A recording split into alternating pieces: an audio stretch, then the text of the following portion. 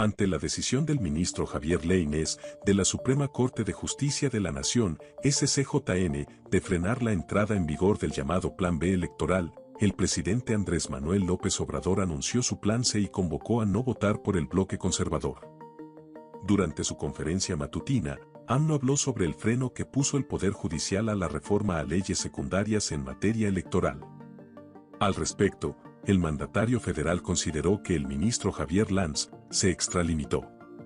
Este ministro se extralimitó, se excedió y se convierte, en los hechos, en el poder legislativo, porque la decisión que tomaron los diputados y senadores la anula. Puede haber interpretaciones a la Constitución y a las leyes, pero en realidad eso fue lo que hizo, dijo el presidente. López Obrador argumentó que el ministro de la SCJN revirtió una decisión tomada por el Poder Legislativo que es electo por el pueblo. Por lo tanto, el político tabasqueño anunció su plan C en caso de que proceder por la vía legal no funcione. Vamos a continuar por la vía legal, y si al final rechazan la reforma electoral, ahora hay un plan C, que no estén pensando que ya se terminó todo, que no se vote por bloque conservador para que siga la transformación, ni un voto a los conservadores, pidió a la ciudadanía. López Obrador sostuvo que el plan C ya se aplicó con anterioridad. Recordó que en 2018 fue el pueblo quien decidió detener al conservadurismo y votó por la transformación. Finalmente, AMLO reiteró que se impugnará la decisión de Lanz. Asimismo, consideró que, en el tema del Plan B, se trata en el fondo, más allá de un asunto jurídico y político, de un tema mercantil. López Obrador aseguró que lo que se busca es que no se reduzcan los sueldos de los funcionarios del Instituto Nacional Electoral, INE. Puesto que en la SCJN también se gana más que el presidente, por lo que se han entregado amparos a los organismos autónomos para continuar evadiendo la Constitución.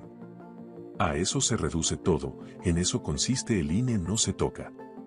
Porque en la ley electoral se establecen topes de acuerdo con la Constitución, en el artículo 127, y así como le hizo este ministro, no sé si el mismo u otro empezaron a otorgar amparos, para que otros, de instituciones autónomas del pueblo, no de los grupos de poder, bueno los mismos ministros violan la Constitución, porque todos ganan más que el presidente, puntualizó AMLO. Para beneficiar a INE, ministro Lainez violentó la Constitución, Consejería de Presidencia. El artículo 105, fracción I, de la Constitución mexicana prohíbe las controversias constitucionales en materia electoral, señaló la Consejería Jurídica de la Presidencia de la República, por lo que acusó al ministro Javier Lainez Potisek de arrancar páginas a la Carta Magna para beneficiar al Instituto Nacional Electoral, INE. Asimismo, expuso que el artículo 19, fracción 2, de la ley reglamentaria establece que no deben suspenderse los efectos de una norma general, lo cual no fue observado por el juzgador. En un comunicado, la Consejería Jurídica señaló que en contra de lo que prevé expresamente la norma fundamental, el ministro de la Suprema Corte de Justicia de la Nación, SCJN, decidió admitir a trámite la controversia constitucional presentada por el INE y conceder una suspensión total para que no surta efectos el llamado Plan B de la reforma electoral.